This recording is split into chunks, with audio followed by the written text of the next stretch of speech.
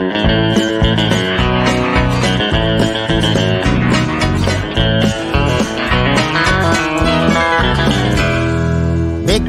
I don't care about you. Bigfoot, I hardly think about you. You usually are the last thing on my mind. Till some stupid late night TV show comes on and just makes me laugh.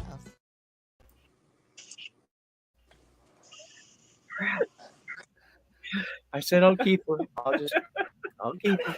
I am not with it. Good evening, everyone. Hey, we got anybody in the chat right now? Got to give some shout outs if they are. Maybe. Jay Fritz, My Eyes, two of my favorite people. Tonight is special to me because I have a good friend tonight, and Jeff Guenther. Did I say your last name right? Sure did. As I'm saying what a good friend he is and all that. We are both members of a whiskey tribe, and we like barbecue and all these very common things. And we live a world apart from one end to the other, United States. But him and I have been good friends for a couple of years now. We do talk all the time, and he is a magnificent bastard. I am a magnificent bastard, and that's because that's the rank we have in the whiskey tribe. I'm very honored tonight as our special guest host to have Joe from Western New York Bigfoot, one of my favorite people, one of my favorite shows. So welcome everybody in. Angela Nolan, you guys just keep coming in. We'll give the shout outs as they come. So Jeff, what got you interested in Bigfoot? Back in 1984, 85, I had an interesting happening. I was in the backyard of my parents' house. It was about 11 p.m.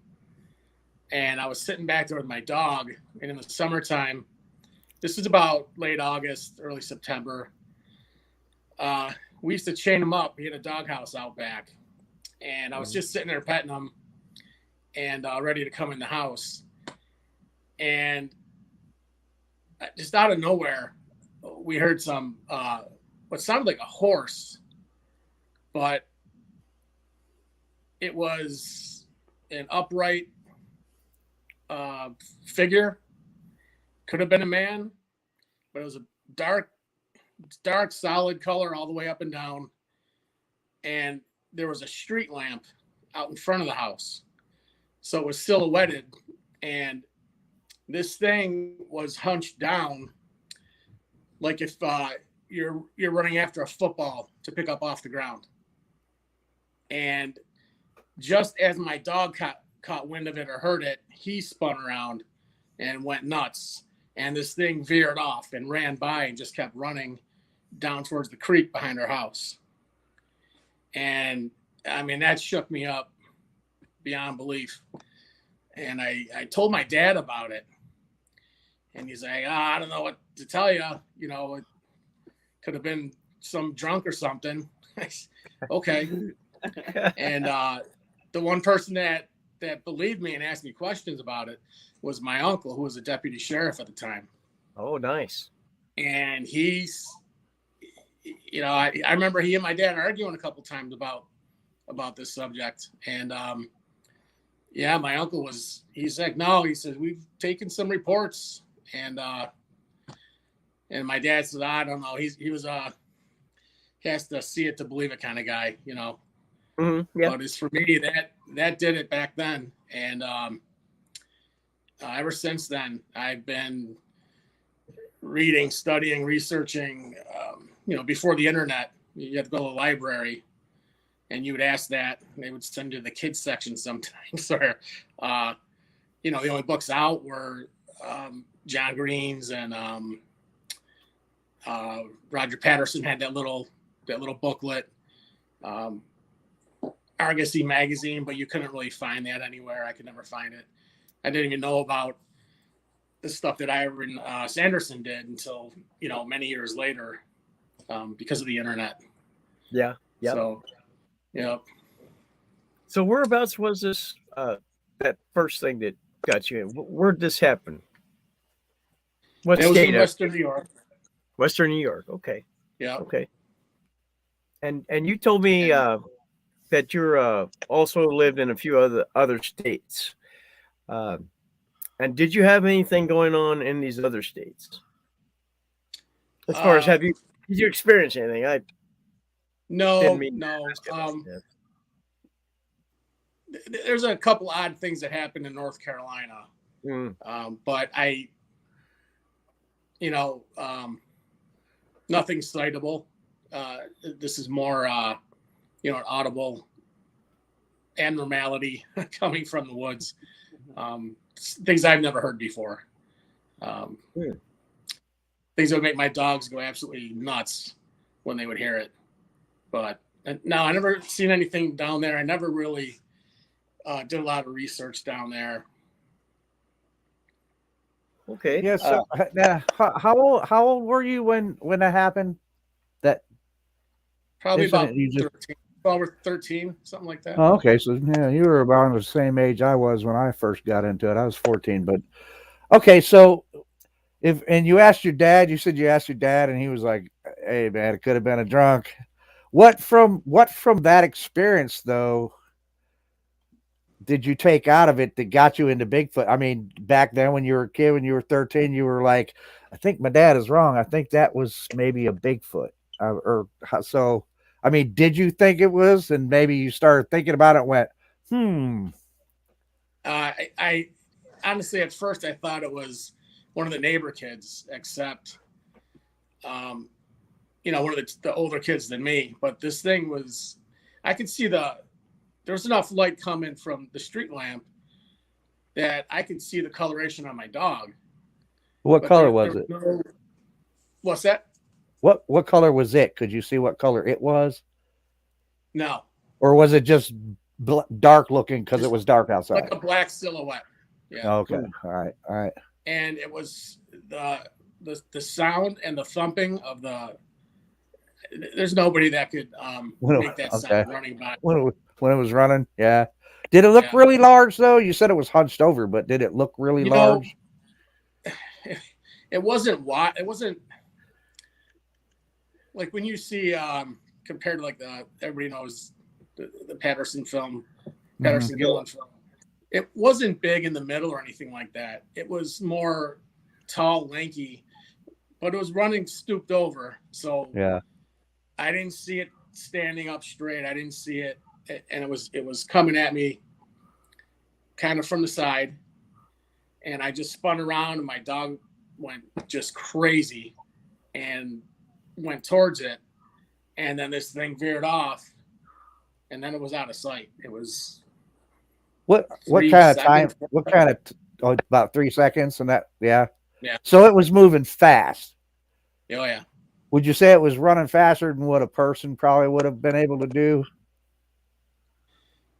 I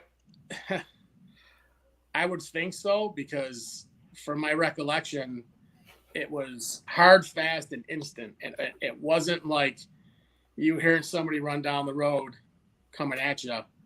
It was there, and it was thump, thump, thump, thump. And the dog went crazy, and it ran by, and man, my heart was in my throat. Yeah. For something that's bent over like that, Jeff, I'm sorry to interrupt you like that. Go ahead. Was it fluent in its movements? I mean, as far as did it shock you to be like, well, this thing, whatever, it's bent over, but yet it's it was very going fast. Yeah. Oh yeah. Yeah. And you said it was a pretty rural area, right, where you were living at the time? Yeah, it was. I mean, it was a very, very, very small town to begin with. And it's like a lot of them are, yeah. In New York, yeah. I don't know if you're familiar with the 18 Mile Creek system. Very deep ravines, and we're a couple miles from there.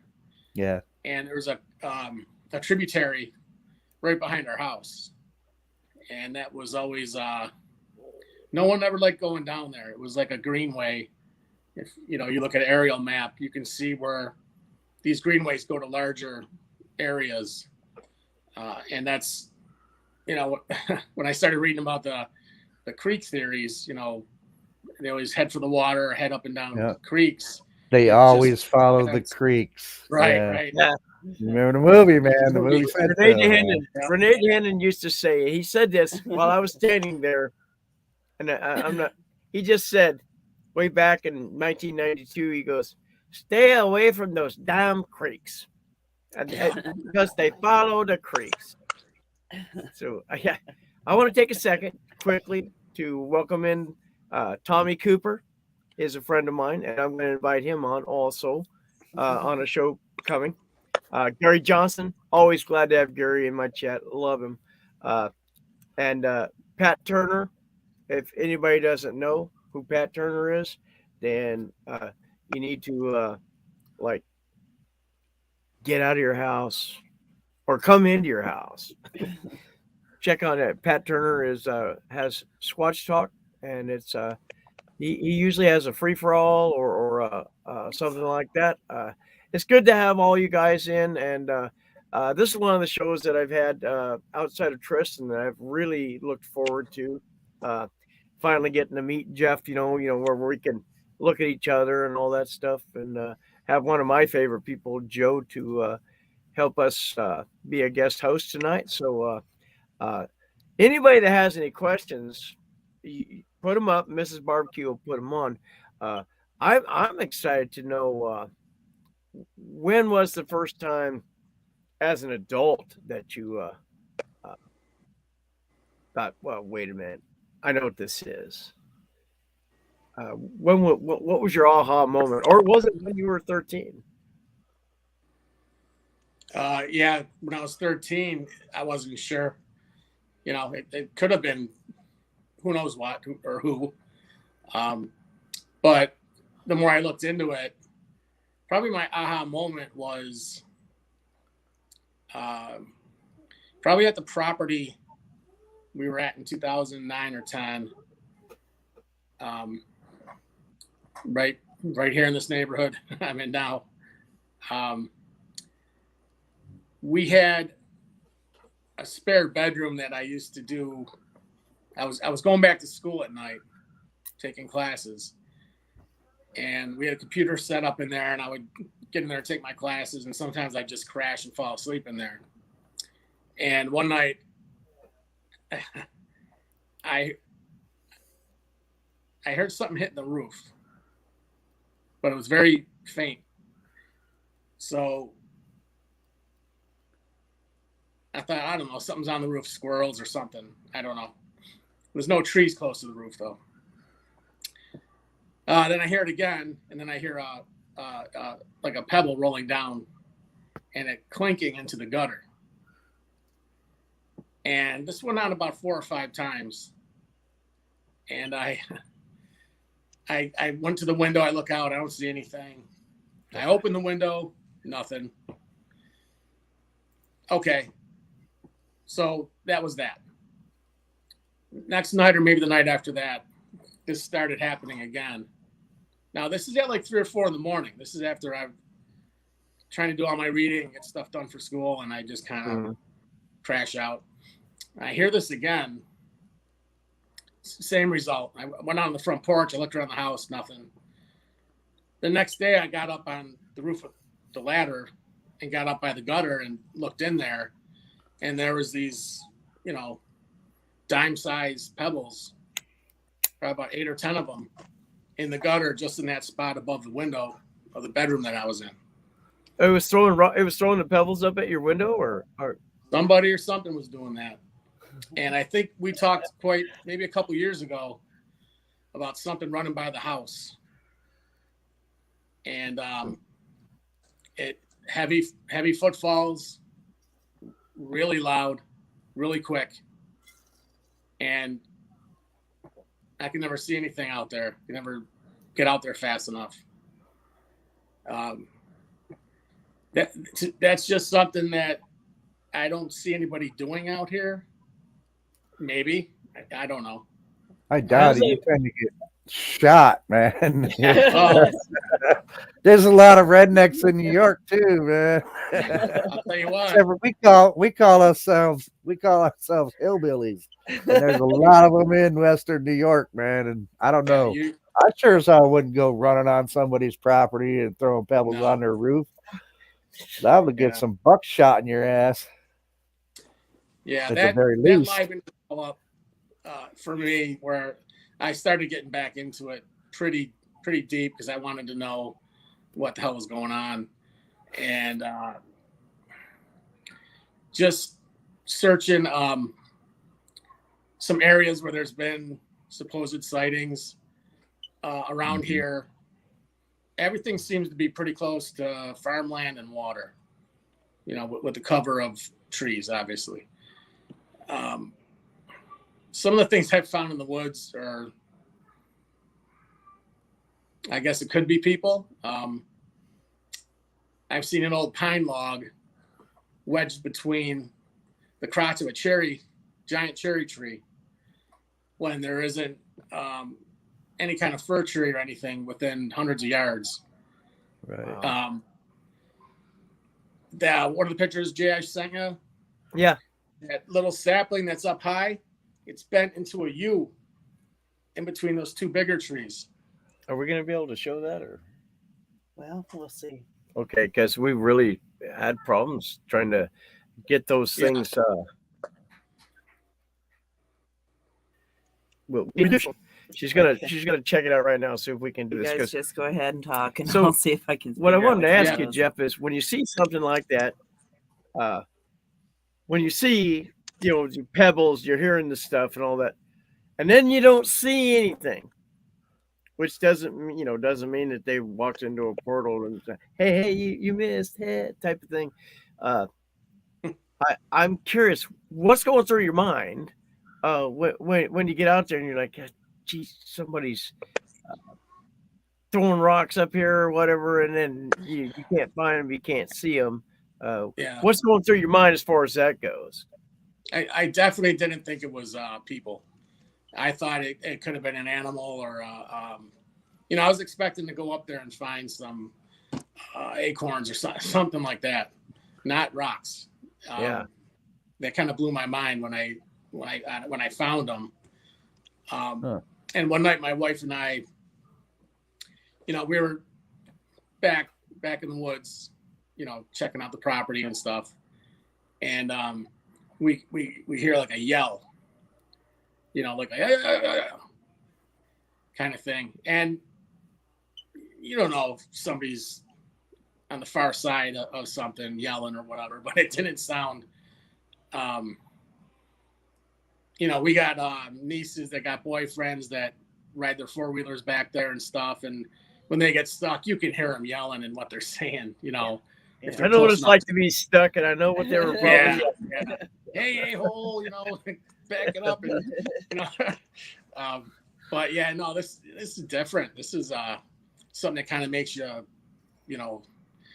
and we heard a couple real shrill whistles that I don't think anybody, maybe with a device, one of those, I've heard those whistles myself, man. I know exactly what you're talking about. Real deep and loud. I bet what you heard was probably pretty close to what I've heard several times. I can't even recreate it, but it's just like but it's real deep, real loud, a little longer. I mean, it definitely, to me, what I heard definitely could have been done by a person, but this person would have had to have had like a massive chest and some massive lungs to pull off this kind of whistle without, like you said, being some sort of mechanical device or something. And like I said, I tell people all the time, I'm not a bird expert, man. There's like hundreds of different species of birds in New York, and I know I haven't heard them all, but I have to say I'm absolutely positively sure that this is not a bird I'm hearing. I don't know what it is because I can't ever see what's making the whistle, right? You've ever seen it? No. But I'll bet it's the same thing, man. And so I don't know. Is it a Tommy Sasquatch? Cooper, That's Tommy what we have Cooper, to figure out. Tommy Cooper has a question. That is, how long ago was this, Jeff? The whistle and the Yeah. that was probably 2 years ago. Oh, nice and fresh. Yeah. Jeez, you guys. Yeah, we have. Go ahead. We had a on this property we had a 3/4 acre pond, and after the kids came along, we decided that we were going to have it pushed in. We got a lot of acreage here, so we just got some bulldozers, and one of my friends came out. We took 5 days to fill it, but we didn't want our kids going in it, so after we did that, things changed a little bit from anything happening around the house. So Brian and Chewy want to know any odor or tracks in the area when you were experiencing this, within that general area or time that this was going on. smell, no. Tracks, about a 1/4 mile further back from this is where that track in the mud across that dried up seasonal creek bank. Mm-hmm. And the winter tracks are on a ridge just above that. We're going to show that print. We're going to show that print, Jeff, because I think that's a pretty dang nice print. And this is in Western New York, right? Yeah.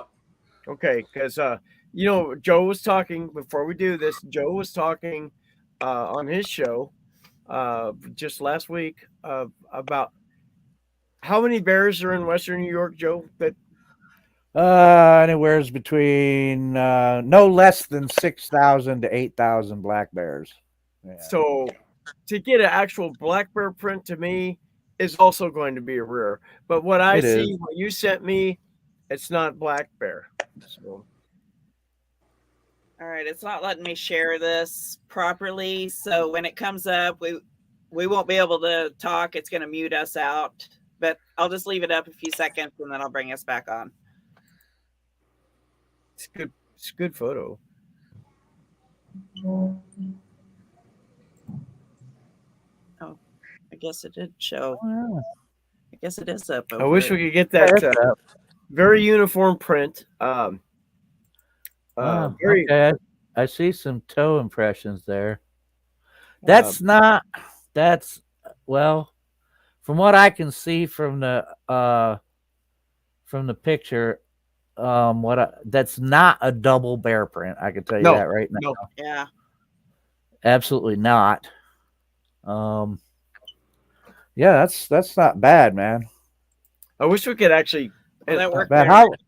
How big was that print? How long was it? Did you measure it? About 1 foot long. It wasn't huge. About 12 inches. Yeah, maybe a little more, but it wasn't real big. Obviously not human, though. That was obviously not human. No, that doesn't look like a human print. It looked because there's no arch in it. It's a seasonal creek right there. So meaning there's hills on both. There's banks on both sides.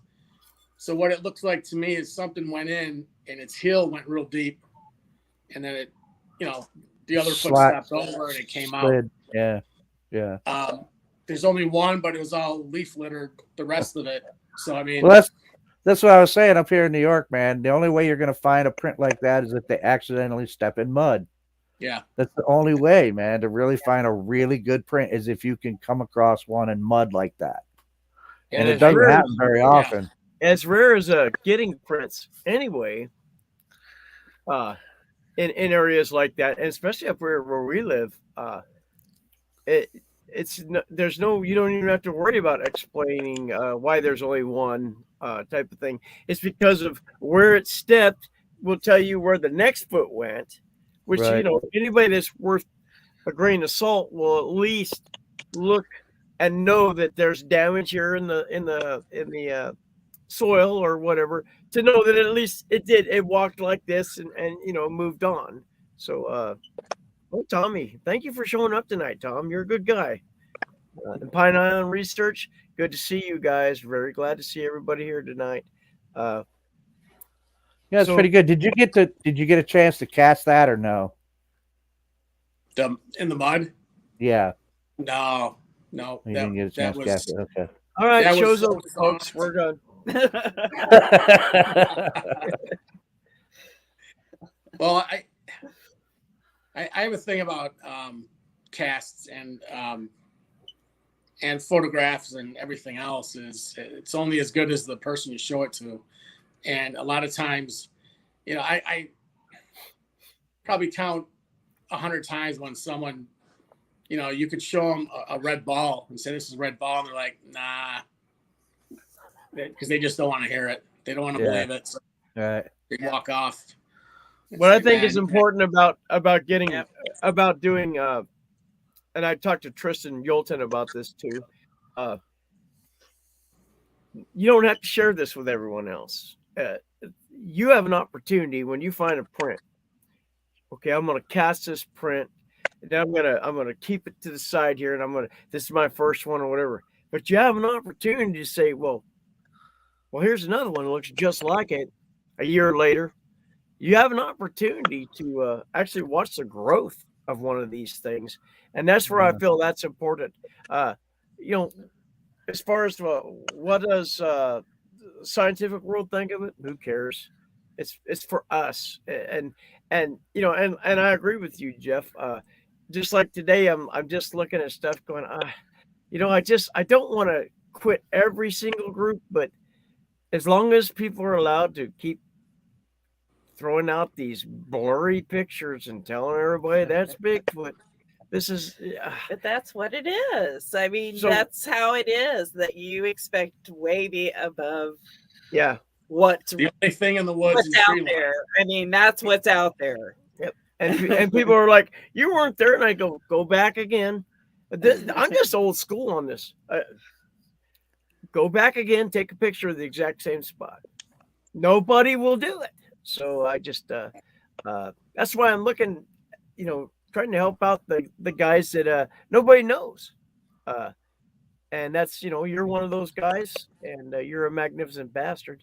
And so You know, there's- I just think that is the reason that I tell people to go ahead and do. Unfortunately, we didn't have casting material on our first encounter. It looked like Dr. Meldrum and Cliff Rockman had gone out there and just stamped every print they ever had. I mean, They it was were everywhere. unbelievable. Yeah. And no, we didn't have nothing.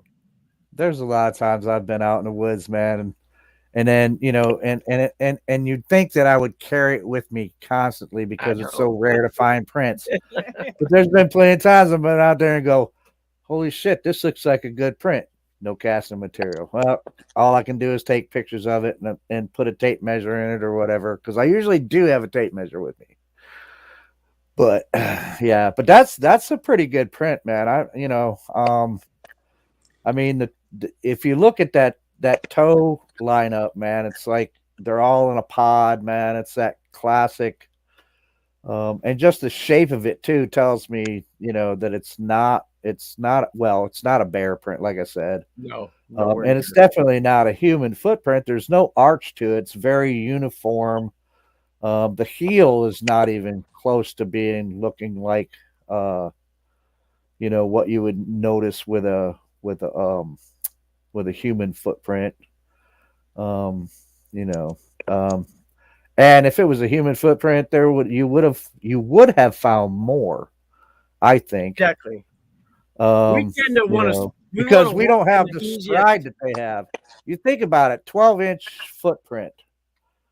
That's still going to be an animal within the 6-foot range. I have a chart here somewhere that tells the difference that compares the track size, and it'll give you from the track size approximate weight and height of the creature, etc. And 12 inches is still a good size animal. Yes. And you know, at a 6 foot, even if you're looking at say if it was a female, right? If there's that much sexual dimorphism between the males and females, whereas females are like getting around 6.5 foot tall. Males are 8.5 foot tall. Even a 6.5 foot creature is going to have a hell of a stride on it. And humans are stupid anyway. If it was a barefoot person, you'd have been like, they've still been going down. That looked like it was in some sort of a track in that mud. They'd have probably just been walking straight on down, and you would have seen more. Also, you have to think when you see tracks like this, if it's human, they're going to go for the softest place they can walk, which means any other piece of mud is where I've been out, especially barefoot.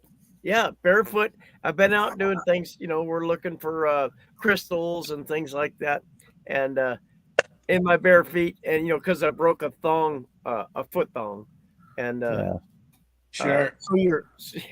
So you're walking on the easiest path you can find for your feet.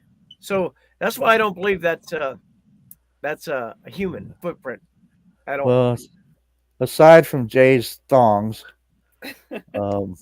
yeah, I'm not gonna look. I'm not gonna. I wasn't there. I didn't. I've only seen a picture of it.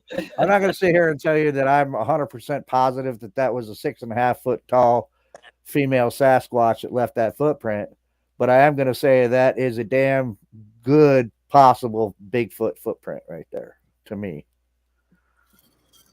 I can't say 100% that it is because I didn't see the animal that made it, but right, it looks like good probability. Yeah. Hey Jeff, you've told me, we've talked in the past and stuff. You're snowmobiling, I think, and you've had trees as you're returning left over the trail.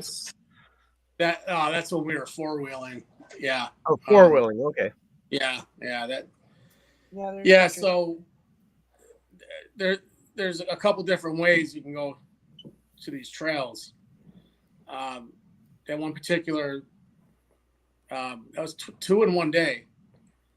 I entered from the south side of the woods, and we rode around maybe a couple hours, and we weren't looking for anything. We were just riding. And when we came back down the side of one of the roads and never went back that way. So we kind of did like a circle. We went back in the south side instead of coming back out. We did a big loop. When we came in the second time, that's when you'll see there's a creek, and there's a log laid across where you come up out of the creek. And there was another one that was just on a trail, and it was just boom laid across. One of them still had the root ball in it. It wasn't cut. The other one I don't remember. I think it was just a dead log that was put there. But this is on private property. The property owner was with me, so it could have been somebody doing that, but I don't see how or why. Little strange, right? Yeah. Yeah, and that's after you've gone this way, coming back to get out. This is laying across. No, we didn't come back to get out. We went all the way around and came back to that same place from the same direction, like a big loop. But it wasn't there, right? It wasn't there to start with. Yeah, it wasn't there because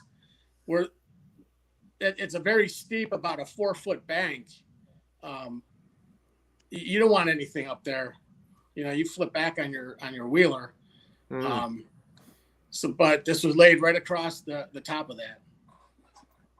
So, and how often has this happened when you've been out doing your recreational things out in the forest? How long in Western New York? How often has this happened?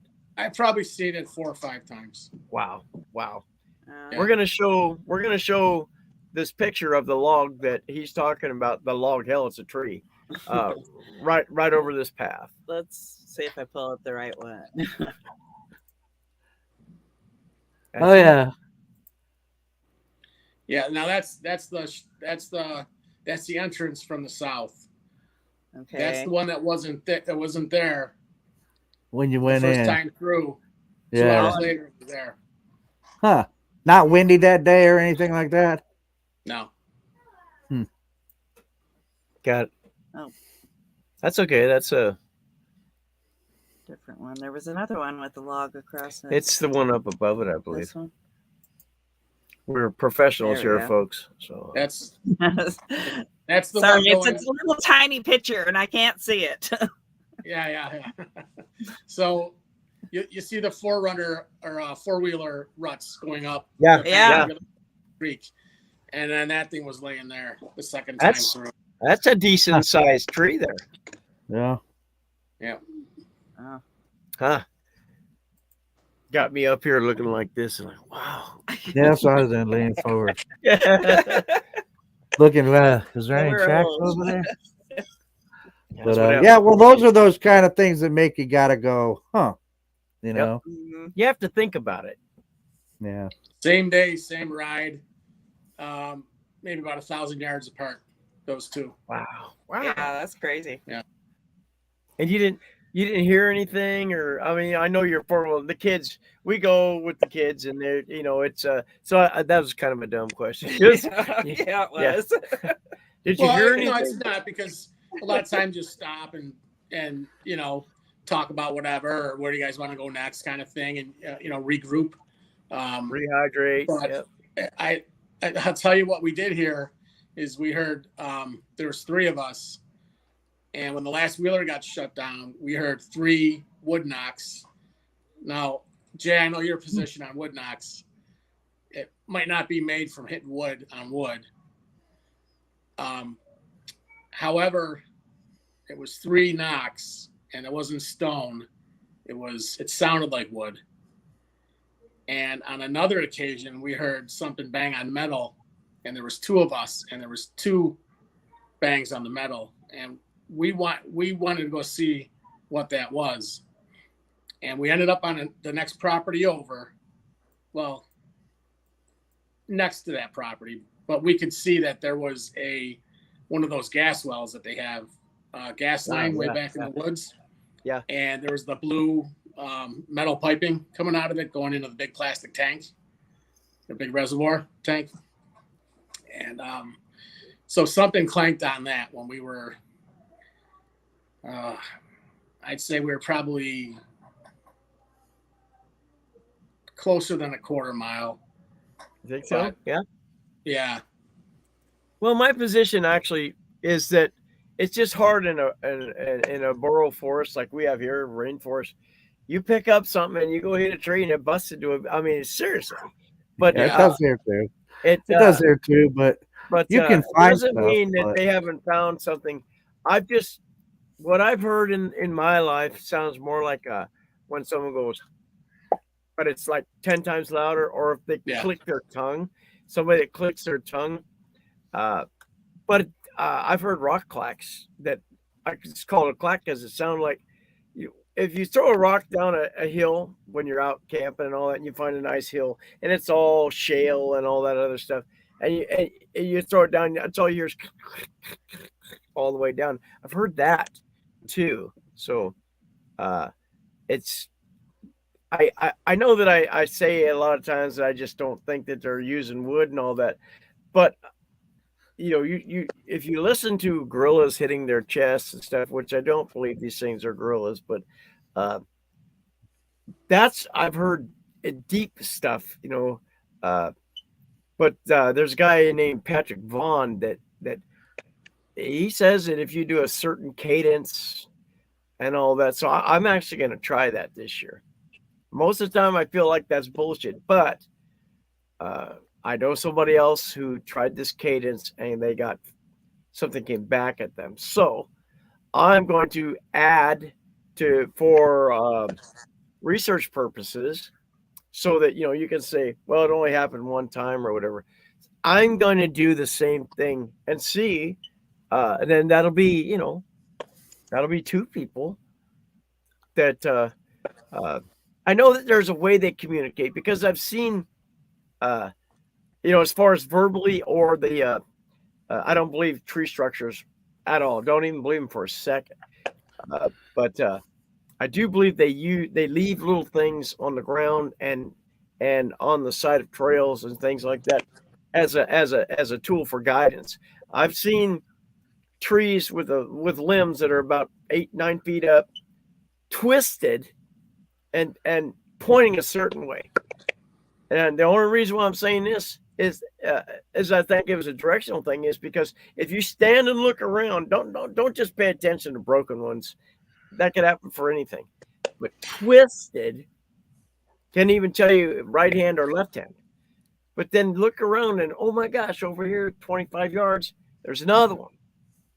And it's twisted, pointing pretty much the same way. I've found rocks in an exact perfect line in a direction, little ones off trail. It's obviously, it just wasn't a random, this is how it happened type of thing.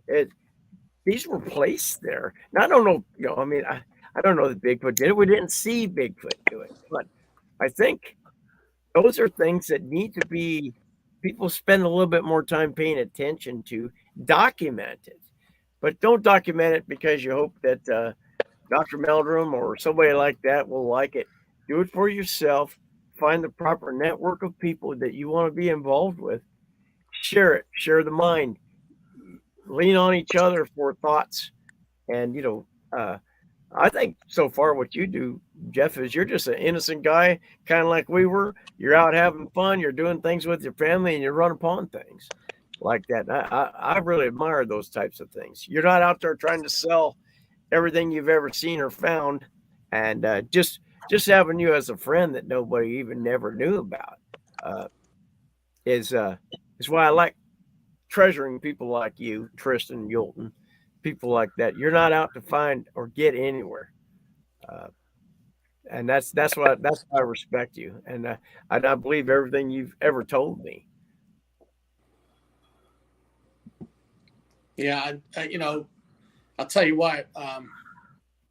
Anything I find or have or whatever is I'm trying to figure something out, and I'm not trying to prove it to anybody.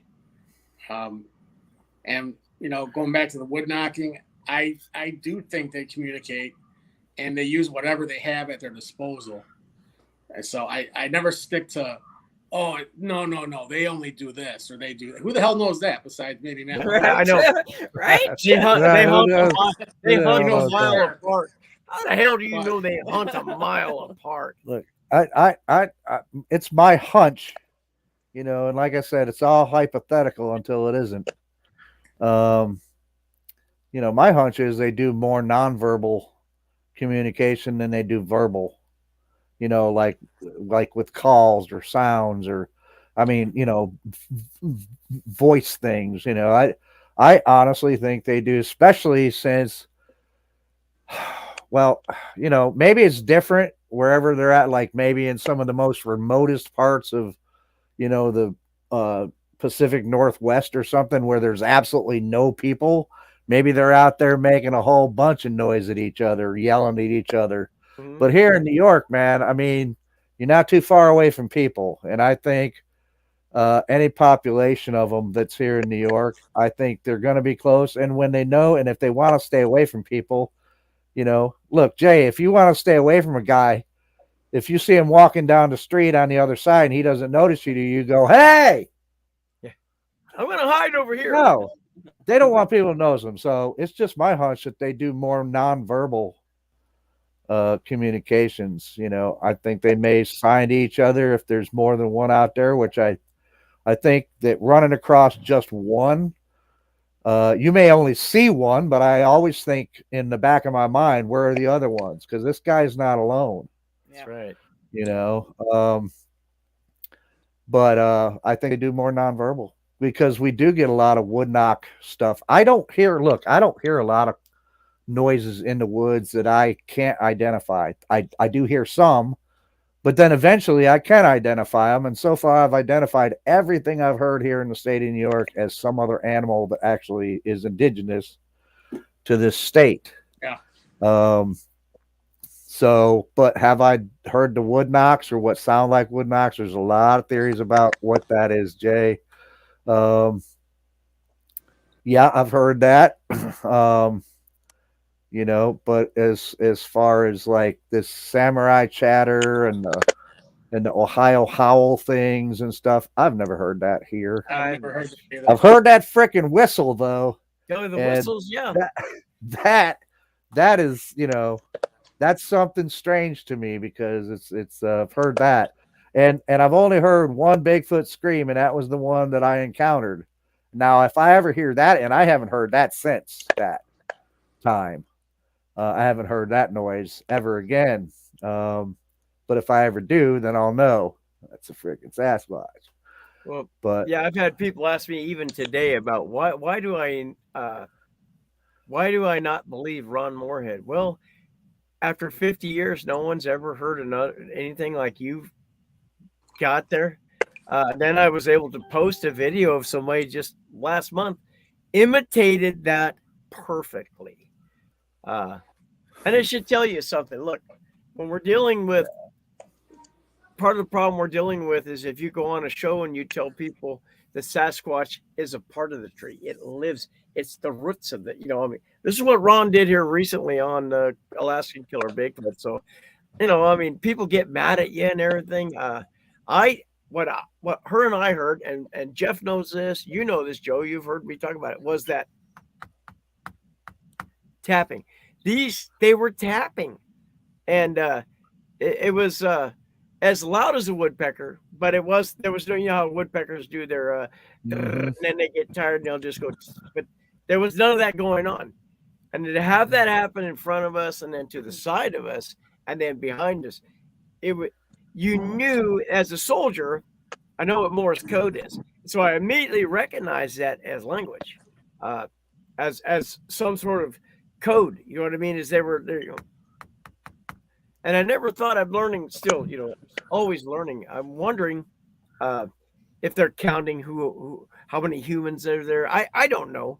I don't know. But all I know was all that together, all at one time, spoke loudly of the intelligence of these things for sure.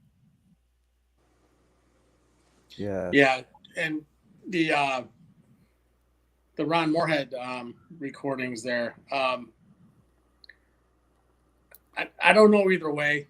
I saw the guy imitate that, but if you also look back at there's an actor, I think his name is Michael Winslow.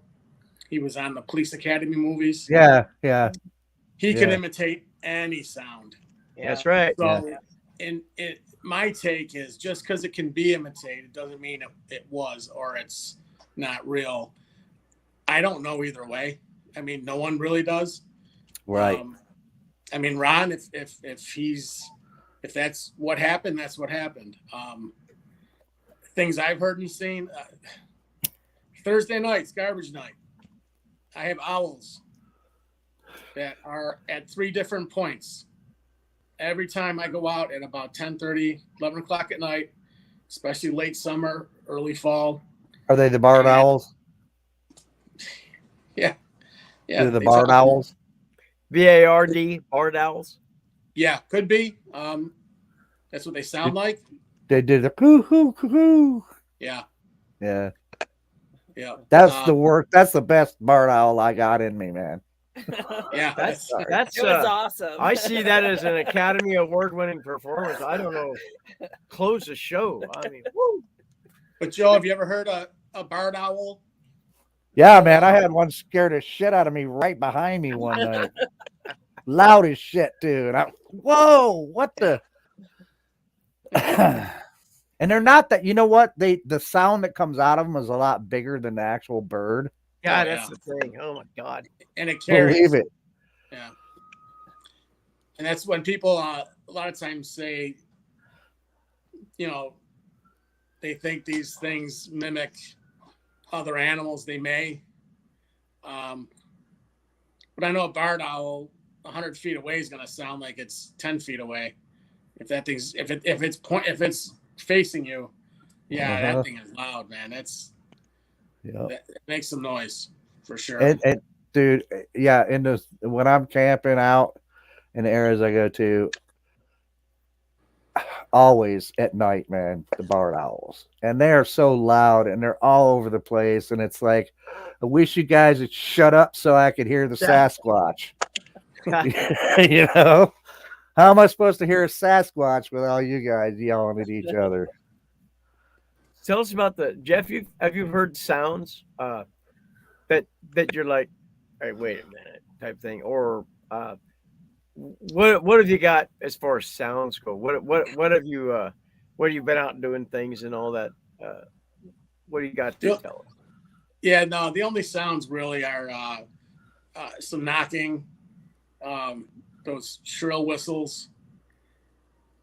No, I've never heard the Ohio howl. I've never heard any kind of chatter or anything. The only thing I heard was that yell, and it wasn't words. It was, like it fluctuated, as it was, up and down. Give us an example, quickly. Jeff. Go ahead. Nobody's watching. Go ahead. Yeah. I'll do my best. It was like so, but louder, right? Obviously, yeah. Yeah. I know it's louder. hard. It's hard when you've like I only a few people own have I sent as I've been in town the vocals of what I heard the night that I was screamed at. So I won't do it out here, and I won't do it in the forest either. When I'm in town with our kids, then I go into my grandson's room, and then I did the yell, and I gave it to two people who were curious, and but I won't do it here. There's hell no, I won't. We got bluff charged when I did that, so I'm not ever doing it again. So, but it's nothing like I said. I've listened to thousands and thousands of sounds, and the only thing that sounds like Sierra sounds is when they copy the Sierra sounds. You got people out acting like they're just out hiking. They're just acting like, what is that? It's the exact in order Sierra sounds. I've never heard anything like that. I've heard wah and whistling and the wahs and things like that. But that to the 10th power type of thing is what wakes you up. When we lived up on called Bear Prairie, there in Washougal, Skamania County, about how long ago was that now? Like 20 years? God damn. Swear to God, she's still beautiful. She's like 47 or something like that, 30 or something like that. Yeah. Anyway, I was laying in bed asleep, and we lived in an old motorhome. And all of a sudden, this growl came out of nowhere. And we had a Newfoundland lab pit bull that was afraid of nothing. She'd chase bears out of the back of the pickup truck and things like that. And one night, it just woke me up out of a dead sleep. The whole place was rattling. And she, literally, you heard the three dogs jump on the porch. And I thought, what the hell? So I got up, unloading the 30-06. And as I walk into the living room, Jason Jr., who was 16 at the time, he's loading up the 30-30. And he's like, "Did you hear that, Dad?" And I was like, "Yes, I did." And so I opened the door, and here's our fearless Newfoundland, lab pit bull shaking. And I looked everywhere at the flashlights, and that happened twice up there. But the good thing about the internet is you can go on, like I went on every single bear growl I could find, and there was nothing like this. This was so guttural and so shook the house, shook me to the core, to wake me up, and still listening to it as I woke up, and I knew, hearing the dogs cower on the porch, something was not right. So I just, when I hear those types of things, I wish. Here's another problem: is for me is we go out camping, and I forget to put the digital recorder out, right? So then all kinds of great shit happens throughout the night. I'm like, God, no way to prove it, because I don't think about it. By the time we're all done getting everything set up and everything, I just forget. And we've missed out on a lot of stuff, man, because of that. Yeah. Do you do a lot of camping, Jeff? No, we where we live, we don't need to. People are camping when they come visit us. We're right on the edge of the woods. I'm in the woods almost every day until wintertime. And then it's maybe once a week. Yeah, man, I got to get out of this, man. It's like we just got dumped on with snow here, of course. And, it's like I keep telling myself, man, I want to go back out in the woods, but it was like 13 degrees today. I'm like, there's no way this old man's going out to look for any Sasquatch in any woods. Not, no. Yeah. Not at 2.5 foot snow on the ground in the woods and freaking 13 degrees. Them Sasquatch, they can have their good time out there, man, if they're out there. So we're gonna head up next Friday, have a date night after work, go up and have a fire. You can't get up to our spot because people do stupid shit, and so they have to put gates up. That's how people die is, it's 4 feet of snow. Let's take the Toyota up there, the car, and, see if we can't. It's just ridiculous. So, but there's lower dispersed camps. I'm going to go up there, start a fire, cook her some dinner this coming Friday. Tomorrow, we're having porterhouse steaks, and I'm going to build a fire and ride out here, and going to have some fun. I want Jeff. My dream is to have Jeff come down and spend a week with me. I've been, like I said, it's that kind of a friendship where, even though we've never been able to shake hands and all that stuff, there we go. Cheers to you, you magnificent bastard. Cheers. I gotcha. But I would love to host him and his wife and take him up to our camp and spend 2 or 3 days and enjoy, because goddamn, New York's a long ways away, guys. You can't just get here for a day and go, all right, let's go up camping for a night. Jay'll cook me something. All right, goodbye. Now I got to go back to work Monday, and your mind's spinning and all that. But that's one of the things. He's one of the true blue people I wanted to bring here and enjoy company and have some drinks and all that kind of stuff. Bigfoot to me with Jeff is just a side deal. Had nothing to do with how him and I became friends and all that other kind of stuff. I've always enjoyed. He checked on me every day when I had COVID too. So it's that true blue friendship you can have with somebody. And internet friendship's a weird thing because you don't shake hands. You don't get to do the hugging and, hey, how you doing? How's the wife and all that other stuff. I've become very close feeling with Brent Dill. I feel very close with Joe. And of course, Jeff, absolutely, Jeff. But there are people that it's a new kind of era. It's hard to, I don't know what my dad would think. What do you mean you're friends with you've never met before? I guess it's like those prison letters type of thing, back in the day. But I have always enjoyed conversation, the humor. Him and I have the same kind of humor. A lot younger than I am, but always enjoyed his company. Always. Well, I'll tell you, if I ever get to come out that way, man, I'm spending a week there. So make sure you got plenty of ribs, man, because I'm not coming for Bigfoot, man. I'm coming for the ribs. Brent Dill and I have talked quite extensively about having a roundtable discussion in the forest with a select group of people, and it's for it to come true. It's gonna take money. And what's that song? A whole lot of spending money. But it's I don't know. I look forward to these kinds of things. When the first time I ever did a podcast, I threw up. Oh, I didn't know what I was going to do. I was just sick. You know, I was going to meet my idol, you know, and that was Ken Walker. And, you know, I was Ken's a just, good taxidermist, man.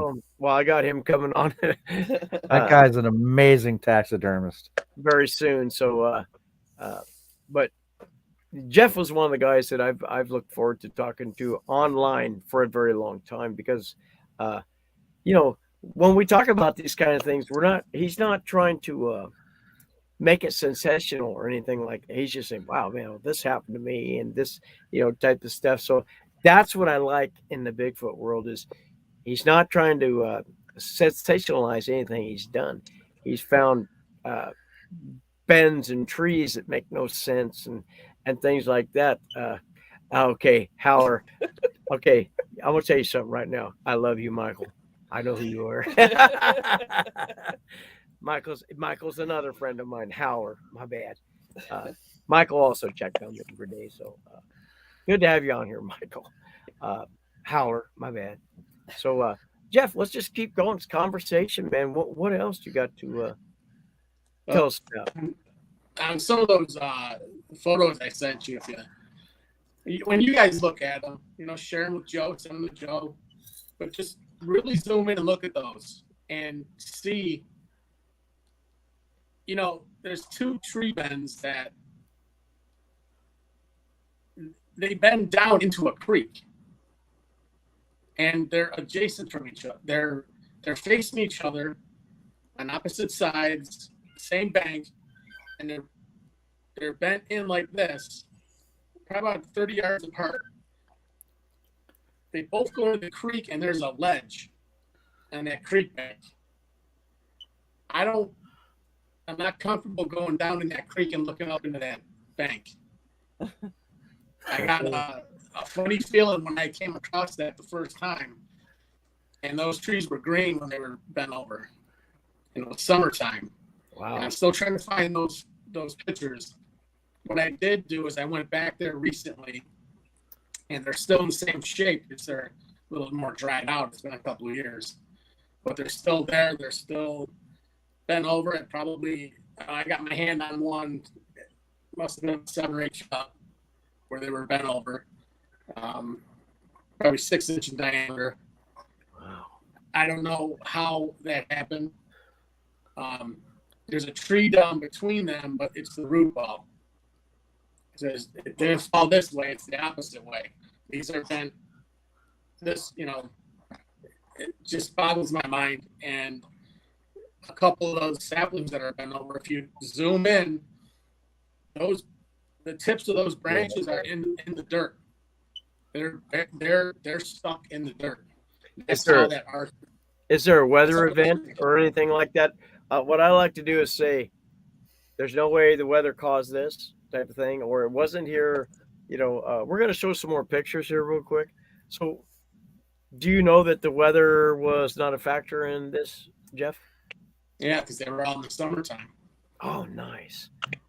So Mrs. Barbecue is going to show a few things here. I can't The only pictures tell I took what in I'm the showing. The pictures are so small. I'm sorry. They show up so small on my screen that I can't tell. So we're just going to put them up and you can tell us what it is. Oh, I see. It's been Now, up there at the top. Yeah, Jay, what you were saying about the tree bends or breaks or twists, these are all pointing towards the water. If we head due west, there's a couple of large ponds, and those are all going towards those ponds. And that's small enough where that couldn't be a weather event. That was interesting. I would say that's a little weirder than some of them. It's an odd place for, and it's not the branch isn't broken. It's just bent. Right. Yeah. But that's an odd little. I'm not trying to convince anybody that a Bigfoot did this. I'm just saying what I'm seeing is it is odd looking to me because it seems odd that the branch would bend in that particular area, like way up there like that, and almost like a perfect little U without breaking. I don't know. It's just weird. That's weird. that's one of those high strangeness things in my book. Let's show another one. Here, that's really intriguing. Oh, okay. Well, is that a break? That's kind of explainable, really, Yeah. honestly. Yeah. Well, That this is could be snow. that was one that was bent over into the creek, and there's one about 30 feet from it, the exact same fashion, but facing this tree. That's And probably on the next photo. That's the thickness of the tree, so it's about that's a Bigfoot 5 hand. Did 6 you see that? It's got a ring in there. That Bigfoot's married. Let's see, is it no this one? There you go. No. There's a nice. That's the one that we pulled up earlier. That's one that just that's somewhere I've been a lot, and that just kind of was that way one day. And when you travel a certain spot and you're back there pretty often, you don't see things that are in a horizontal. That's When it comes to the trees, they're mostly, and you notice when a tree's down right away or there's something out of whack. for the top of that to be so thin for the tree nut. That's almost looks like somebody was like gonna make a shelter. We don't know obviously, but that's like there's no break there, and that is brought completely down with the arch that we're taught to put a tarp over. Doesn't mean that I mean where you're going to. Do you know? Is there a lot of people that go there? No, it's private property. Oh, okay. Well, that's something's going Doesn't on. mean someone can't go on there. I just Usually with bends like that, I used to see a lot of them like that out there, and then I realized exactly a lot of it is snow and ice weight, and it'll bend a tree, and if it's there long enough, the tree can still be alive, and if it's there long enough, when it melts off, it just doesn't spring back; it just stays bent. yeah. And so snow and ice do a lot of weird stuff. And the same thing you mentioned earlier, Jeff, a few minutes ago about it being stuck in the ground. Man, I was going around here and I was like, holy crap. And I was finding a lot of that instances of tree bends being stuck in the ground. And I was like, man, there's no way that could happen, just naturally. And I was seeing a lot of it. More and more of it was convincing me these are Bigfoots bending these things and sticking them in the ground. But I did a lot of research, and actually there could be an explanation for that and why there was so many of them. Because if a tree is bent like that and stays, trees can actually grow into the ground. If they're bent over in the ground, they can actually continue to grow, especially if they're alive. They'll grow back into the ground. I've seen them to where they've been bent and they've grown underneath rocks. And you'd swear to God, oh my God, this one was bent over and they put a rock on it to hold it down. It was the tree bent over, growing up underneath whatever it was. And I was like, oh my God, I swear this one was pinned down. It's got to be a Bigfoot structure, or not a structure, but a Bigfoot sign, or, but a lot of that is, and I was then, after I did all this research and I went to an arborist, you all know what an arborist is. And he started showing me a bunch of stuff about all kinds of weird things that trees can do. And a lot of it, I was like, dude, a lot of this is so much what people are saying are Bigfoot markers. And I'm like, it's not. So I have a hard time with the bends. The really things that weird, like that one bend, that one is weird, man. That one that you showed with the neat little U, that's odd. Yep. That is odd. But yeah, I look for really weird things, man. Things that don't happen all the time. Because a lot of that stuff, it just happens all the time, and it's usually natural stuff. Yeah. Yeah. And I agree with you. There's a couple of things I try to investigate further by going back there in the wintertime and looking for a tree that would have an ice load or snow load. And I still haven't found one. But do you remember the October storm, Joe? Just this past October, No, were you affected by that? or last which one are you talking about? What was it, 2004, maybe something like that? Oh, I wasn't living. I was still in Virginia in 2004. Oh, okay. Joe was in prison at that time in Virginia. Yeah. We got several feet of snow one October, and it shut down everything. Yeah. That's the only time I ever saw trees, because they still had leaves, take a snow load and actually come down to the ground. Yeah. So, yeah, that I've seen in that kind of circumstance. Yeah, for sure. Yeah. But you just never know, because you can see something. You can see 100 of these, and 99 of them are natural. But Right. if just one is not, then Well, right. I mean, yeah. I something mean, that that's somebody a good point. They did it, But one of the good things to do, and I had to keep reminding myself of this too, is when you find certain things like Jay was talking about, breaks and twists and stuff. One good thing when you see a break and a twist, now that's a little different. It takes something to twist a branch when it's broken in a certain way, and wind isn't going to be twisting them. I mean, unless it's a freaking cyclone.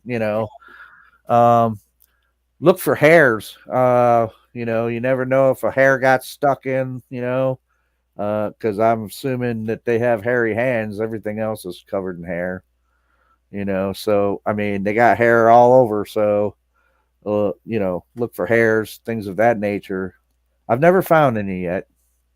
But yeah, the tree twists, especially if you find those, now that's something that I really start to look at heavily, especially if it's a case. And I have found areas where I would look up and there would be a branch bent and twisted and pointing a certain way. And then about 25 feet away or so, there's another one twisted and pointing in the same direction, and that kind of thing. To me, that's telling me that that's a trail, especially if you're finding them along the way and there's more than, just one. Even one branch, okay, just to be fair, even just one break and twist, that could be anything, right? Put that up. But if there's more than one, if there's a series of them, you got to start asking yourself questions and wondering, Show it. what the hell did all this?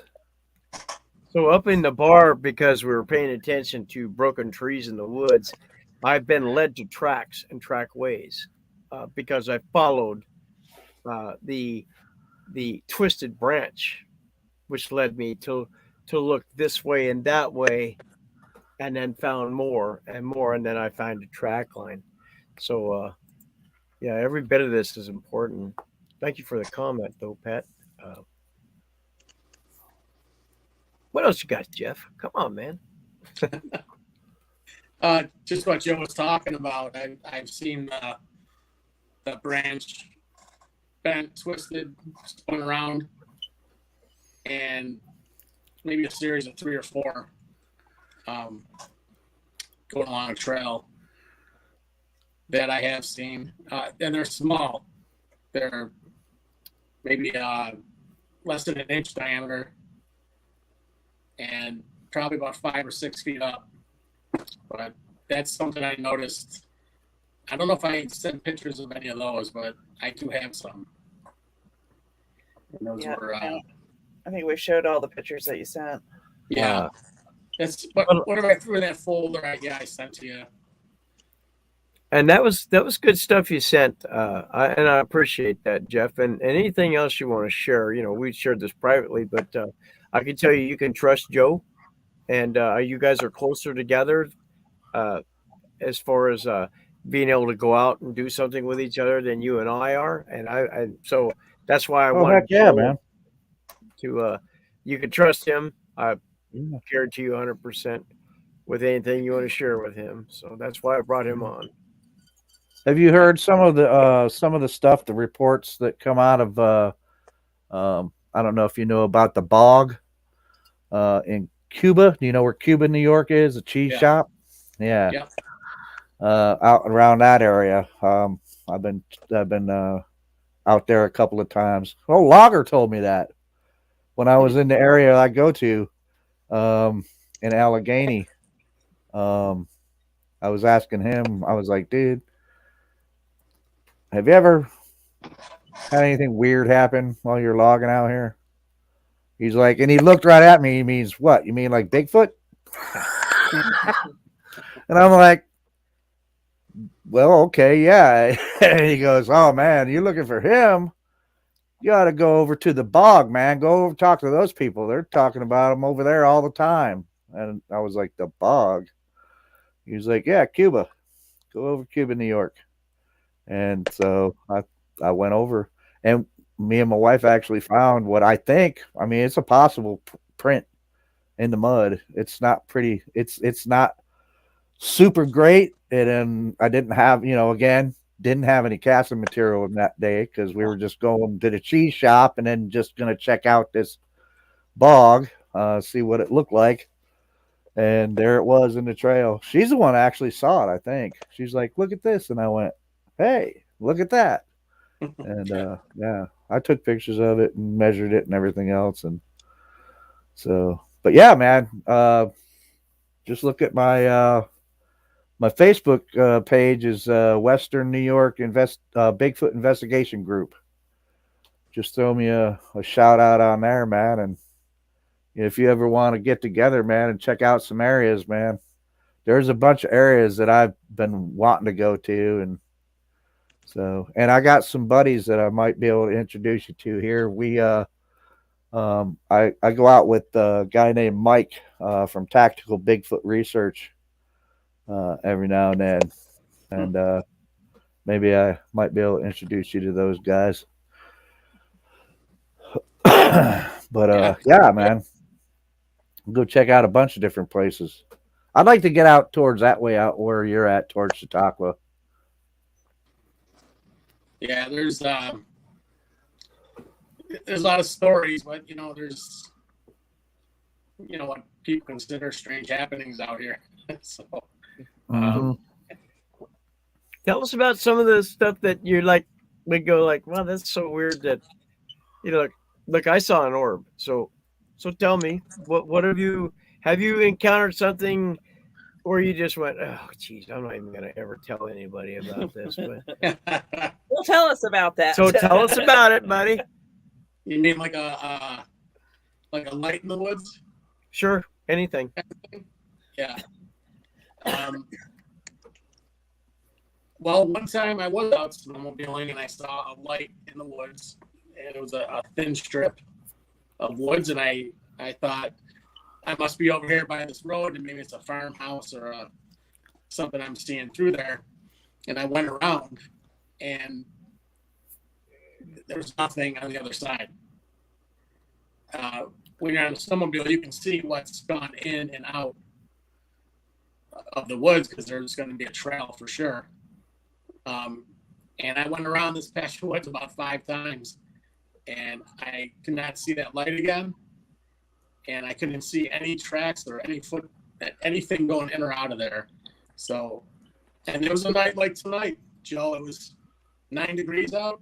Ooh, cold.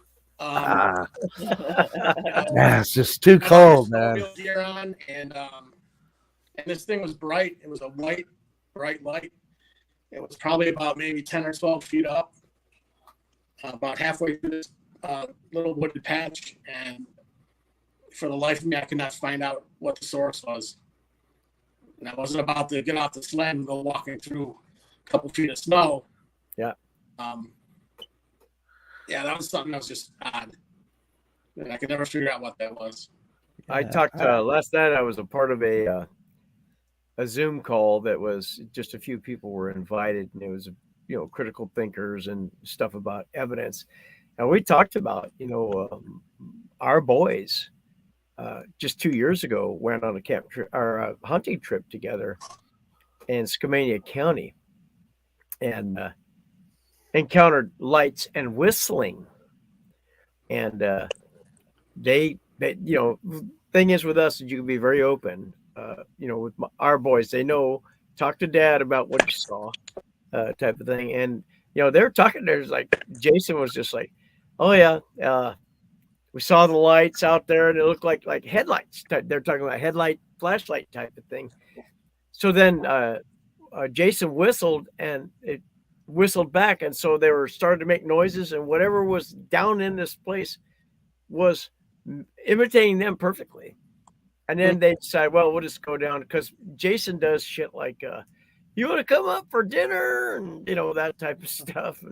And they went the next day and found that there's no way anybody could have been there, because they had to go through their camp to get there. So interesting stuff. Lights and voices. Now, a lot of times, ravens they'll say a lot of things in English, especially around here, because we have so many people that camp. Ravens can mimic very nice. Oh yeah. You hear, you'll be sitting there, you're like, did something just say, hey, how are you? Or, it creeps you out to hear things that ravens can do. And I've actually looked it up so that I can back up what I'm saying. There are people that have raised ravens, and they will imitate you and imitate the tone of your voice and all that. Very nice. As good or better than a parrot. So very interesting. Yeah, makes you wonder how many times, because we have ravens here in New York too, and it makes you wonder how many times that you're out camping, and even in the areas I go camping, and they're not organized campgrounds where I go camping, because I camp in state forests, right? Same here, same with us. So it's not organized, but people do go there, right? So it makes you wonder how many times, like, if you hear a voice, you think in a forest, and it's not a person, how many times could that have been a raven, right? Right. Instead of, oh my God, Bigfoot was talking English to me. It's like, no, actually, it was probably a raven, because they hear people so often, and they are good mimics.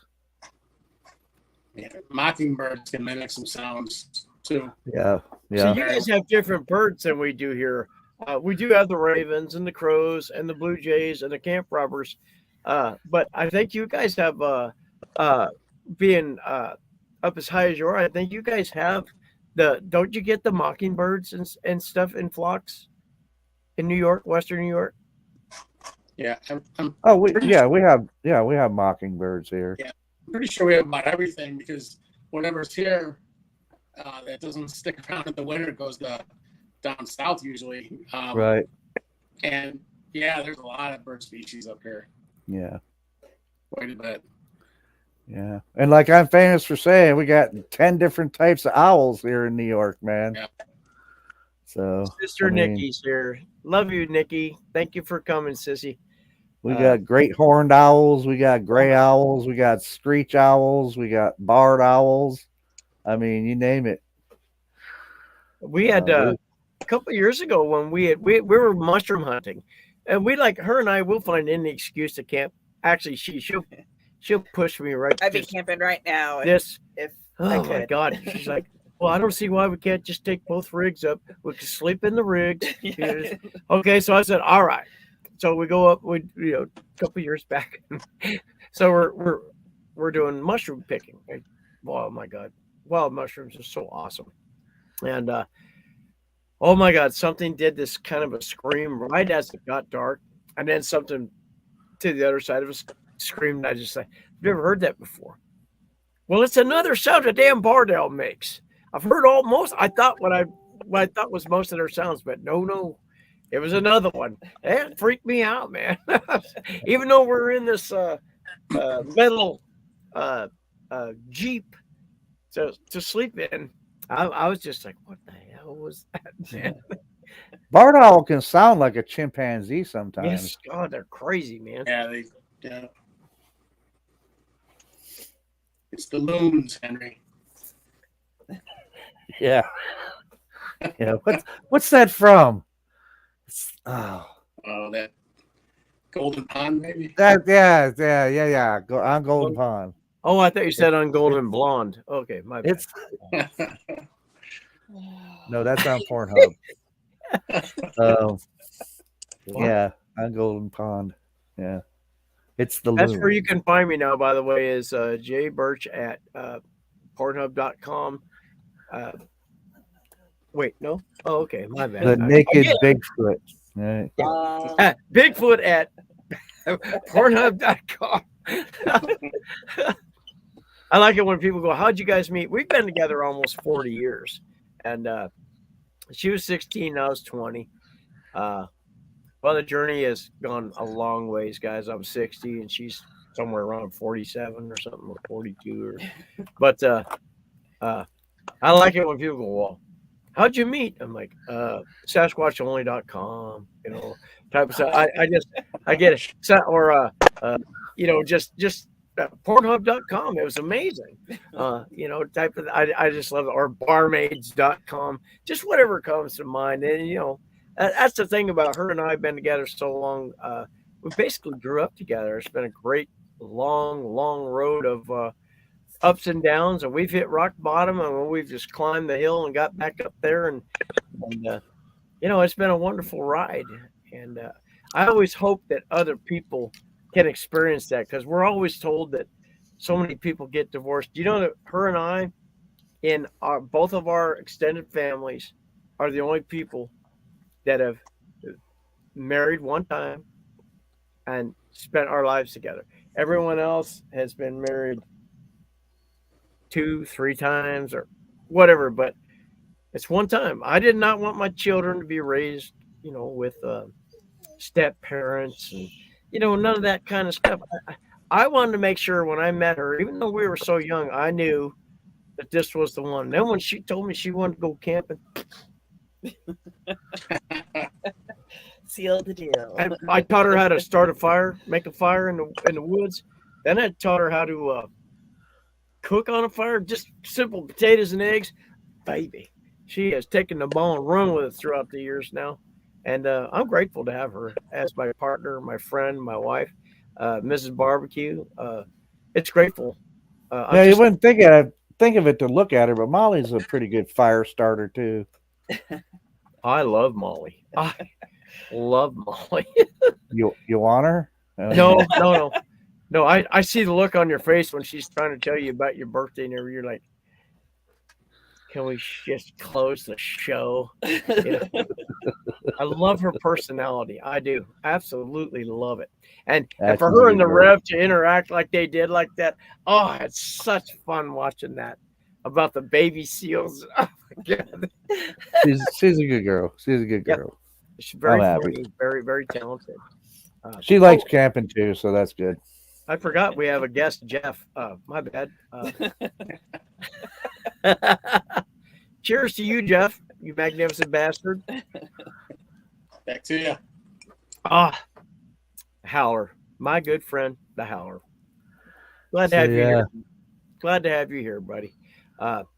Jeff, let's just keep going. I mean, if you got time, let's have a conversation. Have you ever thought about marrying a Bigfoot? It's crossed my mind, but I'm happily married, so. Well, definitely have to be one that looked like Patty if it was me. I mean, from what I understand, Bigfoot was, Patty was like prime. Yeah. What a butt. What a butt. So how does your wife feel about this stuff, Jeff, and your kids? How do they feel about it? Well,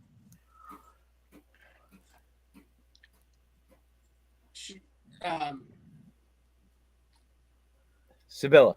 She won't go in the woods at night. Put it that way. My son, Really? he told me about a year ago. We were in the woods.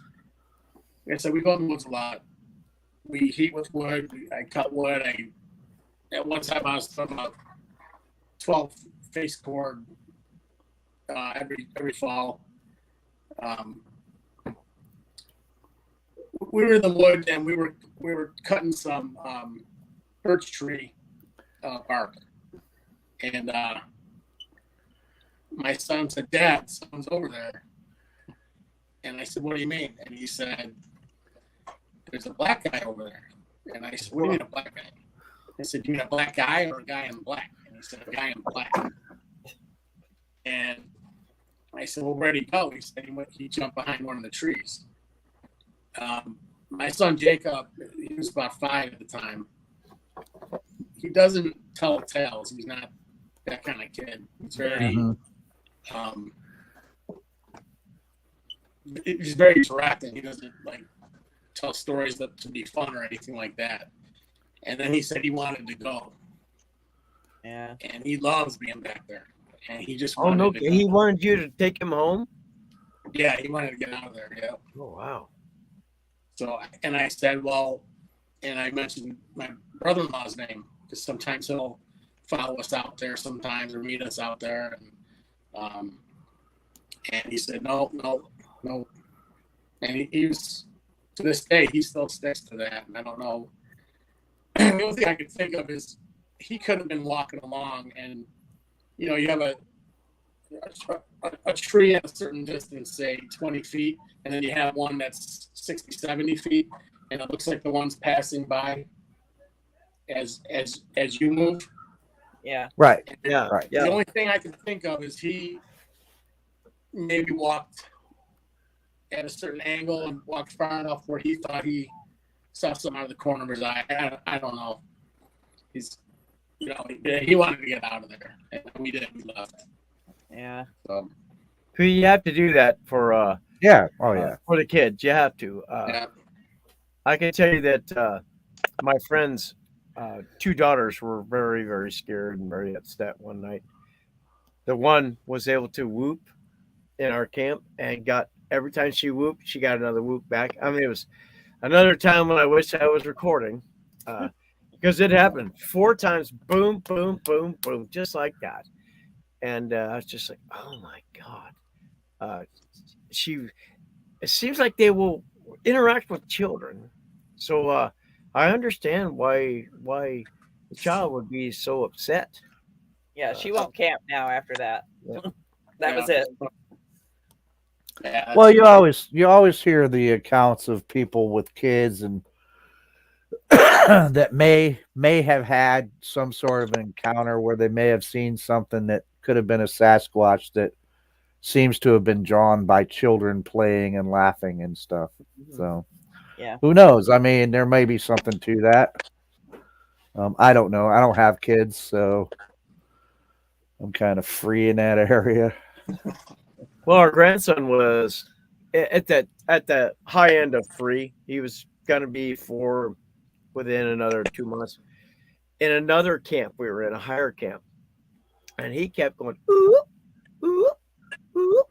And sure enough, my daughter-in-law in the morning, she's like, so what goes ooh, back to a little boy? I said, well, I told you, Sasquatch. And she goes, well, we're not doing no more Sasquatch shit with him. She's like, I want this test to stop today. She did not like that in any way, shape, or form. She was adamant about it. So it's funny is that's Brooke got all these responses, and then our grandson got responses. But you know, we there's so much more that has to be, documented, and can we take? I don't want to exploit children in this at all. I don't want to use them as bait. That's how I feel when I say, well, we need to get let's take some kids up yeah, there. we need to blah blah blah, blah to document. I don't want to use children as bait. You know what I mean? That's how I feel about it, actually. Is you're using children as bait when you do that. We're gonna make it. I don't know what was that guy's name. Brent Sowen had an episode one day. He had a lady in Louisiana. Now I would have never posted this. This would have never made my show. I would have scolded this woman. This whole time, this gal is filming across this lake. Her daughter's crying. Mommy is looking right at me. Mom, I want to go home. No, please. She's like, I got you. I got you. Don't you worry. I got you. And she's all talking about this thing over there and everything. And this poor baby is just suffering from being scared to death out of her wits. And this woman is I got you. I got you. So the next thing you know, she's on Brent Sawyer's show. And I was like, man, I would have scolded that woman. I would not have made a show out of this. Don't make your children bait like that. And if you're standing there scared out of your mind as a little child, I felt like this mother was negligent. Just like back, I don't know if you guys remember back in the very late 90s or the first part of the 2000s, the bear problem in New Jersey. Well, you had a woman put her 2-year-old baby right next to a within a couple feet of a black bear mother and her cubs. See, they're harmless. That bitch should have went to jail. Man, They're not harmless. So I just don't use your children as bait. I've been trying to use Molly for bait for the last few years, man. It's not working. Our good friend Pat, his girlfriend's called squash bait. So I think he's trying to get there an end of, let's get there quickly. She's not a bad looking lady, so I can understand why a Sasquatch might go. Plus, Molly. She's always interested in what kind of package Sasquatch has. So I'm like trying to give her, hey, come on. You remember that dick in the box? Hopefully. You remember that dick in the box? Justin Timberlake, and could you imagine that Sasquatch dick in the box? Step one. Putting a hole in the box. Yeah, hole in the box. Yeah. Well, that's my fervent prayer, man. That, and I don't know as it'll ever happen, of course, man. But if I was a praying man, and I'm not a praying man, but if I was, that would be my one prayer, is that she would finally get to see one up close. And afterwards, let me ask her, well, did you check out his package, or were you just too damn scared at what you were seeing to even care what size his package was? When I saw what I saw, the female, I wasn't looking for anything other than the face made me calm.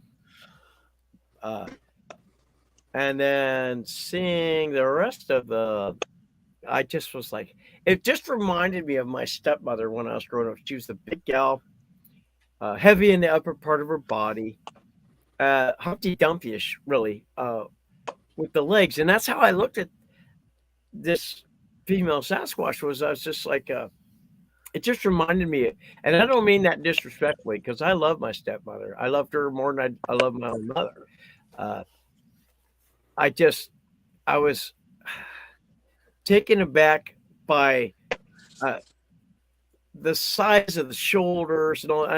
And Della was a big, strong lady. Do you know that my stepmother taught us how to work on cars? She taught us how to fish, and she taught us how to fight. And I came home from the army, and she wanted to box me, and she beat the shit out of me. So, and she was tough. My dad was a jalopy racer, and she was his chief mechanic. He just didn't mess with Della, man. She was just a badass, best cook I've ever known in my life. Best in my life. And you know, I just when I saw that thing, I was thinking, oh my God, is that Della coming down? But this was bigger than her. But yeah, uh, it's amazing. I don't know what to think about what my mind was, why I was so focused on the coat. And the only thing I can come up with was the face had made me calm. Because I was a wreck. I was a mess. Dude, this was like the second day of the shit I went through all night and all that stuff. And then you had that big male peekaboo in her, you know, and I'm just, Jesus. And she's loving this at that time, getting up before me, sitting out there listening to them as they're walking, sticks are breaking and all that, and you hearing them over there, ooh, ooh, you know, type of stuff. Now, normally before this, I would have gotten up and it'd be dark and everything just be fine. I'd go about my business, make my coffee and all that. That weekend, I couldn't do that. I had to sit in the car and wait for daylight to happen before I could do my coffee because it was freaky. You know, after one night of hearing sounds and stuff over there that you're like back and forth. Is there people over there or is there, you know, what is that? It was just so crazy. But yeah, that weekend I was like, no, I'm just going to sit here and wait in the car for the daylight to come. And so I wasn't just out there relaxing. Jeff, when you do you say, honey, to your wife, do you want to go with me? And does she say yes or no? Yeah, not really. She doesn't want to. Yeah. So how about you, Jeff, man? I mean, everybody's, you know, you hear a lot of people out there, you know, they say, well, I want to be able to see one. I want to see one. I want to see. How about you, man? Do you want to see one? You want to have that close-up encounter? You know, no, I don't. I don't. Finally, an honest person. You win, Jeff. You win the fucking grand prize. What do we have for Jeff? A bottle of ibuprofen. He said up close. You know. Yeah, so many people, man, always want to have that close-up encounter. And myself and a few other people that I know, I've seen that have had close-up encounters go, yeah, I don't know, man. I don't know if you really want one or not. And everyone's like, no, I do. And I'm like, okay. So I got to always ask people, man, do you want that close-up encounter? Is that what you're looking for? Or are you just like, you just want to, I don't know, you just want the answers for the stuff that you're finding, I guess, is what you're doing, huh? Like see one at a distance and go, okay, now I know for sure. Yeah. Yeah. Yeah. Because I don't know what's going on because I'm not seeing it happen. It could be anything. You know, a point I just want to rewind real quick and go back to is when you guys were going through your thing, the first thing you thought of was, let me get my phone and take a picture real quick, right? Get him off. I'll tell you what. When I heard my son get nervous, and even though he swore up and down something was right over there, I didn't even think of getting my phone out and trying to take a video or a picture or anything. I wanted to get him and my daughter out of there. Right. Mm-hmm. Number two, it never even crossed my mind, you know. But for me, I've seen things. I saw what I would swear was an arm behind a few trees, kind of do one of these. It either went down or it went up, or both. And then I thought, after about a year thinking about this, you know, it could have been,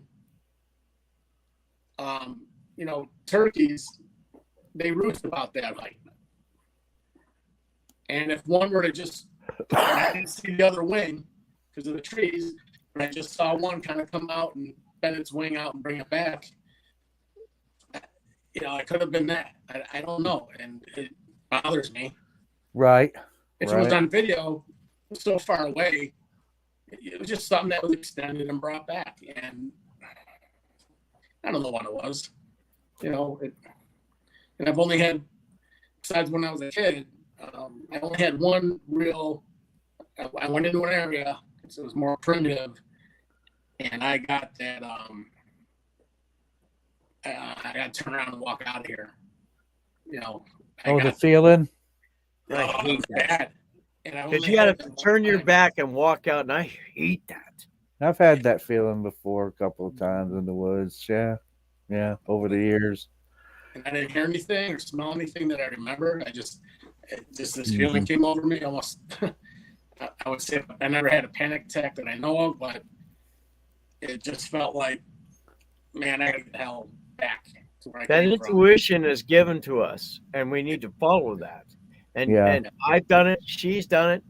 Probably Joe. And you're right. When you're just like, we got walked out of a place that we buried her dad. You know, we planted a tree and spread his ashes many years ago. Since then, the Forest Service closed the road, bulldozed it up, you know, just let it go back to forestation. Okay, well, we still recognize, and we tried to walk in to get to his tree because her mother passed away several years later, and we wanted to put her with Bob. And about halfway in there, we start getting noise, stomps, something just ahead of us, walking, matching us for stride. And we just looked at each other and said, you know what, it was like 97 degrees too. We'll walk out of there. We'll just say, screw it, we'll walk out. Whatever it was, escorted us out. And that's a feeling that you have to turn your back to get out. Yeah. That is. Yeah. It's well, the bad times come, and I've had this happen to me. In an area where I was familiar with, walking down a trail that I'd been down a bunch of other times, you know, and going along, and birds are chirping and singing and everything else, and squirrels are running from tree to tree. You can hear little things running off around, you know, that kind of thing. Even bugs making their noises and stuff.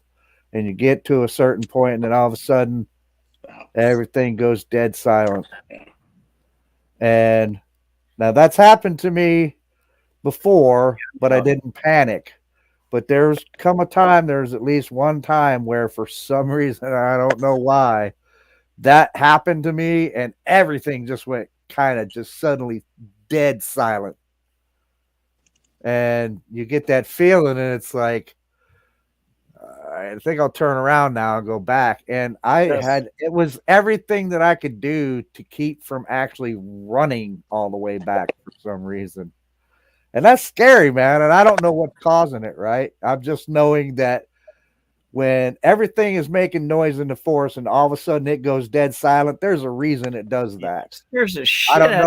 I don't know whether it's a big ass black bear that's ready to, or what it is. I mean, I've never had that problem with black bears, but it could be some, and that's the biggest predator we have here in New York, except for in some areas we do have cougars. In the area I was in, I don't believe there are any cougars there, but you know, something caused that. And that's a bad feeling, man, when you walk into the woods, especially an area you're familiar with. Does that happen to you, Jeff, where you walk into an area you're familiar with it? Yeah. And yeah. Oh, yeah. It's like, that sucks, man. It's like, McDonald Ranch. So I'd like to apologize, guys. We've had a couple people come in tonight with pornography and stuff, and so I'm going to make Donald Fuller. As soon as I figure out how to do it, we'll figure this out, Donald. And I appreciate you wanting to help us out. God damn it! I think all you have to do is click on the 3 dots next to the name, and I think you can do it that way. I think it gives you an option. Nope. It says block. It gives me block them or put them in timeout. All right. Well, you know what? Afterwards, I think when the chat, you know, there's a, there is a way to do it because I made people moderators, but I wasn't able to do it until after the show was over. YouTube. Yeah. Okay. Well, we'll get it worked out for the next show. I appreciate that, Donald, and we will make you that person. I don't even know what you call them. Moderators. Okay, yeah. I appreciate that. I would love to have Nikki, but Nikki's very busy, and then she's in a lot of chats. But I absolutely love Donald Fuller. I trust him, and so we're trying to have a good fun with a friend of mine, two friends of mine tonight, and I keep getting this pornography crap coming in here, so I apologize to you guys for that. I don't know why that's so important for people to do that. So I appreciate that. Anyway, let's just go on with the show here. I'm not going to let this disrupt the fun we're having. So have you ever thought about maybe? So Jeff, I had an idea once, like taking Mrs. Barbecue out, okay, into the forest, and there's like 2 trees there, and I put her in something like furry and scantly, and have one hand up here, one hand there, and just start screaming, and got the camera going, and then maybe Bigfoot comes. Or maybe not. Oh, my bad. Well, I was thinking King Kong, Hey, Michael, who said that? Where gets glasses? Grasshopper. Okay. Look, I'm not going to explain how I want to run my show or chat with anybody. If you don't like it, then leave. Okay. I consider you a friend. But there's disruption in the chat tonight, Grasshopper. So you can either stay or move on. Doesn't matter to me. I prefer that you stay. God. Sorry about this. God. Anyway. It's amazing to me. Anyway. I think that at this point, I'm just going to I'm just going to go ahead and call the show. I'm kind of pissed off right now. So I appreciate you, Jeff. Hang out. We can pick it up, another time, Yeah, definitely. I want you to be one of my guest hosts. I'm just going to call it for now because I'm fucking pretty upset right now. So I don't want to start. We're going to say goodnight to everyone. Thank you for coming. And so we'll hang out, Joe and Jeff, after the show. Good night. Bigfoot, nobody loves you. Hell, nobody even likes you. It is because you are of a lower class. If this is you in your picture, okay, you do look a little bit tough. But I know an old boy from Yakov makes you look like a powder puff. We could fight tonight out in my house if you think you're man enough. But $100 says you don't show up.